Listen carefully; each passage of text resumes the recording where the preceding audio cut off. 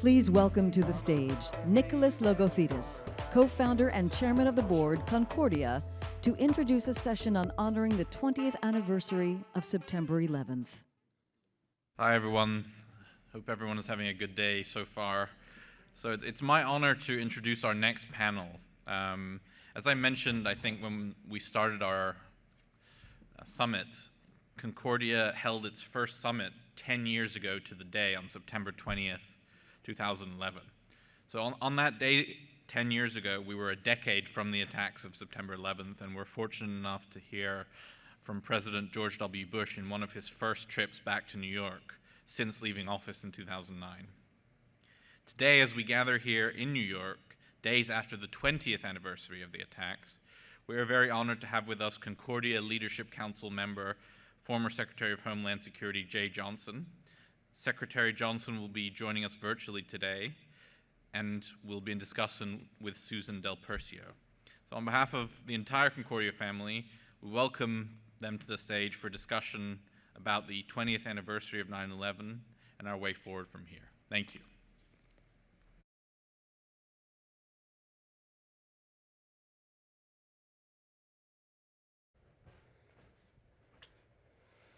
Good afternoon, Jay. How are you today?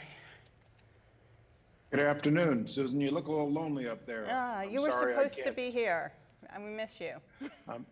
I'm sorry I couldn't be there. I'm in a distant, faraway land known as the state of New Jersey, across the river. Well, and some of you should try visiting. You don't need a passport or a visa. But you do need to get a COVID test. No, I'm joking. Anyway, Jay, it's so important that we have this conversation today, and I was so delighted that I had the honor to be moderating it. 9/11, 20 years later, how we are confronting extremism, our safety as a nation, and how we move forward. I guess my first question is, 20 years later, are we safer as a nation? And if you wouldn't mind breaking that down to foreign and domestic.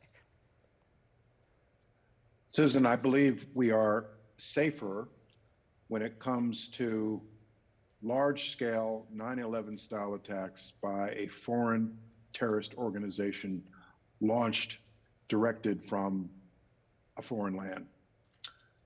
There are multiple other ways in which we are challenged, but over the last 20 years, we, with a coalition, have done a significant job of degrading Al-Qaeda's ability and the ability of the Islamic State to launch a large-scale strategic attack on another continent. But the terrorist threat to our homeland and to others has evolved significantly. Just in my time in national security, I've seen it evolve from terrorist-directed attacks, which is what we refer to 9/11 as, directed by a terrorist organization, to terrorist-inspired attacks, where a foreign terrorist organization will inspire a single individual, one or two individuals over the internet to commit an act of terrorism in a place where they already live, like the United States. And we saw a spate of those in the period 2014, 15, 16, to now, here in the United States at least, terrorism inspired by right-wing violent extremism. The Anti-Defamation League and others have tracked now that at this point in the current environment, most acts of violence considered terrorism here in the United States are committed by domestic-based individuals, right-wing violent extremism, more so than attacks inspired or directed by foreign terrorist organizations. So that's how the terrorist threat has evolved, from the threat of a large-scale foreign-directed attack to smaller-scale attacks inspired by single individuals. Are we safer in the last 20 years? We are also challenged, of course, by global warming, severe weather events, cyber security, cyber attacks, and the like. But the terrorist threat to our homeland has evolved significantly from a 9/11 style attack to where we are now. After the attacks 20 years ago, your former Department of Homeland Security was created.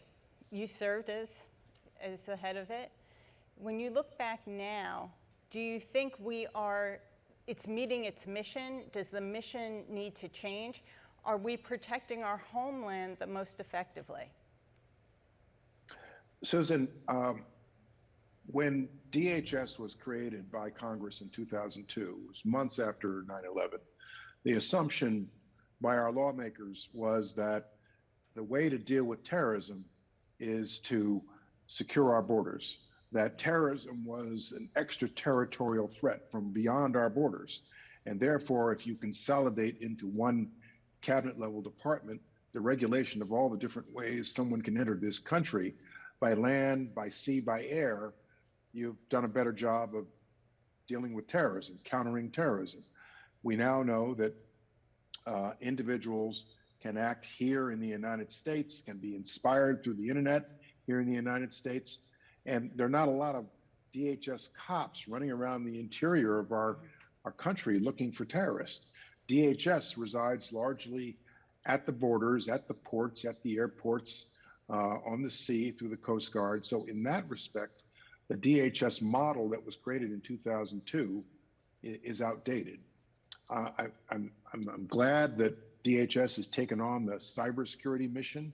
We've created a new agency that is part of DHS called CISA, the Cybersecurity and Infrastructure Security Agency, devoted to the cybersecurity mission. But the threat picture has changed, and the model that DHS was adopted and embraced 20 years ago has, in a very large extent, become outdated. Yeah, it seems that actually DHS, the most you hear about them now is on our borders, especially the southern border. Today we see the current director down there, and I guess I'm just wondering, if DHS has become the way we protect our borders, should there be more integration among our agencies to help identify other threats, especially at home? Yes. DHS is, frankly, preoccupied with the immigration mission on our southern border. 200,000 crossings a month right now. Last month, the month before, that has become a preoccupation of the department and its components, frankly. I'm hoping that Secretary Mayorkas and his team keep their eyes on the ball in other respects. Integration between and among cabinet departments, agencies, frankly, ebbs and flows. And it ebbs and flows depending upon the personalities involved. I think I was fortunate in my time in office that I had strong personal connections with the people that we would routinely rely upon at the FBI, at the NSC, in the intelligence community to work together effectively, but that does ebb and flow. And, for example, I'm not sure that the cooperation was very effective in the last administration, for example, with so many acting, so much turnover in DHS leadership and so much churn in the other departments. That was a setback in my judgment to Homeland Security, but I've seen it work well. And at other times I've seen it work not so well, but you put your finger on it. Integration between and among departments is key to national security and Homeland Security. And now just looking overseas, when you speak to your counterparts or your former counterparts, I wonder if they look at the United States as such a good partner anymore, in the sense of after the attacks, NATO invoked Article 5, attack on one, attack on all. We developed really good communication among multiple countries through NATO to get intel. We now recently pulled out of Afghanistan, which kind of surprised our allies because we did it on our own, again, not working together. Should we be concerned about the international network as far as intelligence goes, collection, and continued rapport? Simple answer is yes. I think we should be concerned. And the answer to your first question, what do our allies think? What do they wonder about us these days? I'm concerned about that perception. And I think a lot of work has to be done to reassure our friends and allies that in the experience of many of us, we work most effectively, we are most secure when we have a strong cooperative relationship with our counterparts. I cannot tell you, Susan, the number of times that through intelligence sharing between and among our intelligence communities, a lot of really bad things were prevented in this country and in other countries. It is so crucial that we have a cooperative relationship where we can depend upon each other for our respective security. And you'd be surprised to know that even when on the surface, heads of state, heads of government are less than friendly, less than cooperative. Sometimes relationships between and among ministries, cabinet departments do remain strong. We continue to talk and we continue to share vital intelligence for the security of our respective countries. But the United States has been through a lot over the last 20 years. I was impressed by the international coalition that the Bush administration assembled right after 9/11. And when you look at what has happened in Afghanistan, when you look at what has happened elsewhere, I think we've got some work to do in restoring some of those key alliances.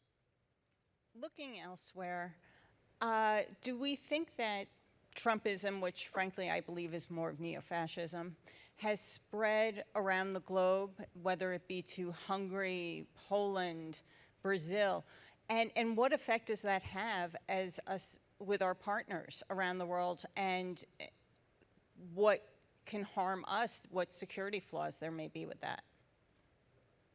I'll put it this way. I see, when I look across the global community, a number of nations where the lid has been peeled off of fascism, racism, intolerance. I wouldn't call it Trumpism, but we've seen in a number of countries now similar strands of intolerance of the type that led to the 2016 election result. And in many places, the level of intolerance has not prevailed. The 2020 election in this country overturned the results of the 2016 election. Donald Trump was not elected. He lost by a significant margin of the popular vote. The question that we as Americans have to ask now, and I'm sure the global community is wondering the same thing, was the election of Donald Trump an aberration, or was it a longer term trend line, and the election of Joe Biden was the brief return to normalcy?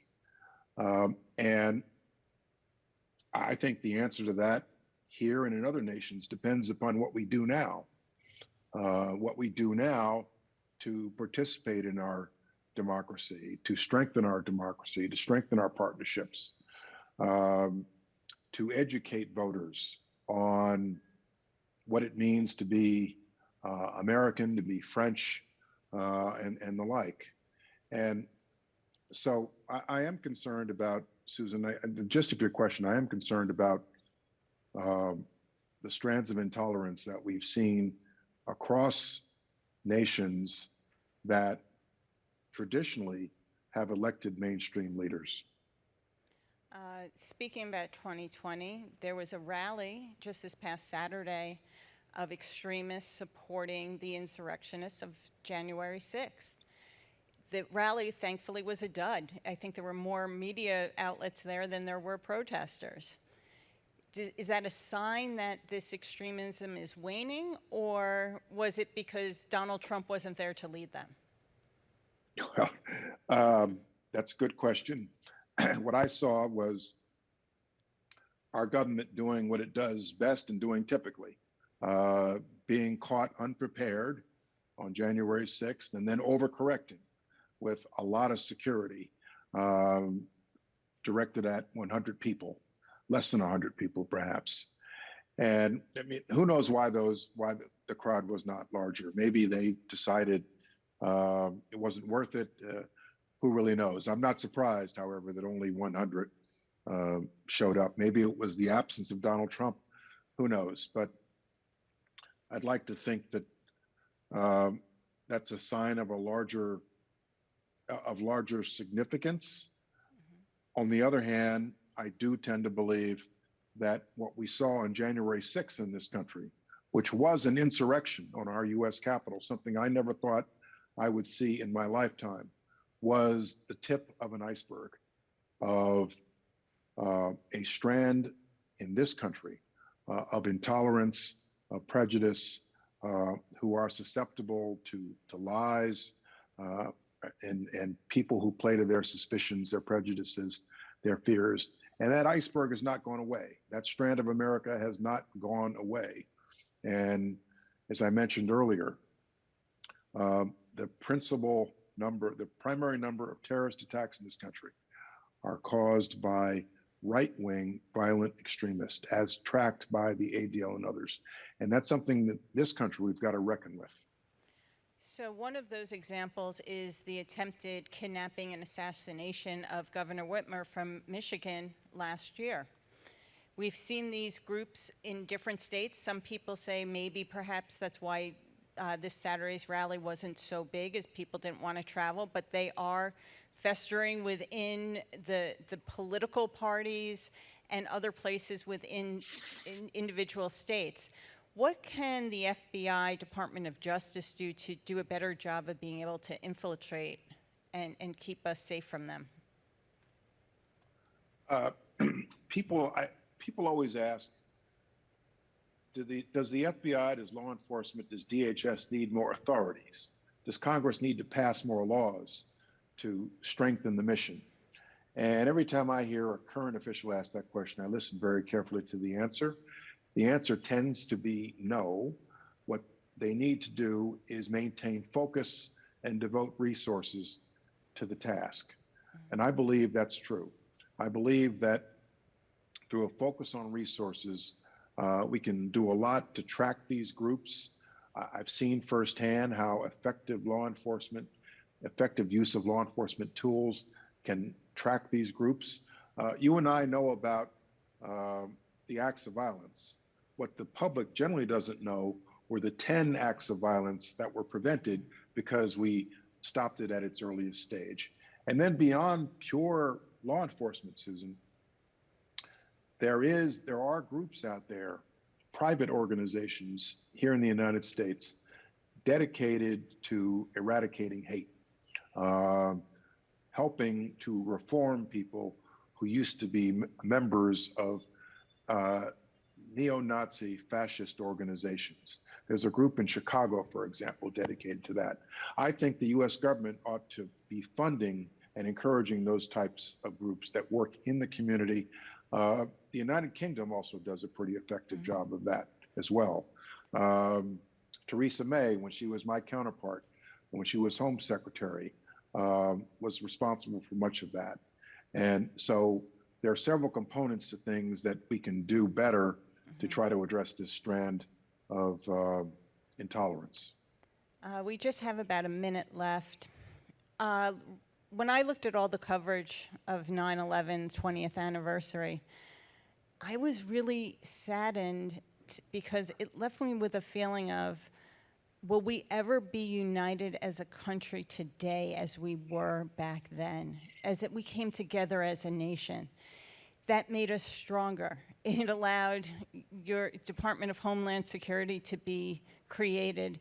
It moved us so much together as a nation. It's surprising that under COVID, we have lost 675,000 people, 100,000 people, and there's no sense of unity behind that. Will we be able to get that back again?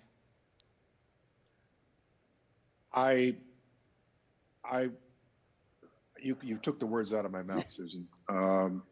I worry about the same thing. After 9/11, when we were attacked, there was this sense of unity. You remember the number of flags that were draped over bridges across highways or in people's homes. I still remember after George Bush gave his address to a joint session of Congress right after 9/11, he stepped down from the lectern and he gave the Democratic leader of the Senate, Tom Daschle, a big hug. That wouldn't happen today. If a congressional leader of the opposing party gave the president a big hug, he'd be voted out of his leadership position by our caucus. And the polarization of our democracy is itself a security problem, a threat to our national security because of an inability to respond effectively to mobilize the nation behind what it needs to do. And the best proof of that problem is our response to COVID. How we view COVID has existed largely along political lines, and the response, the vaccine, attitudes toward the vaccine range largely along red state, blue state party lines. Secretary which is Johnson, we've costing run more lives than over. mobile. I'm so sorry to do this, but we've run over our time together. I want to thank Secretary Jeh Johnson for being here with us today and providing this incredible insight. Thank you, Jay.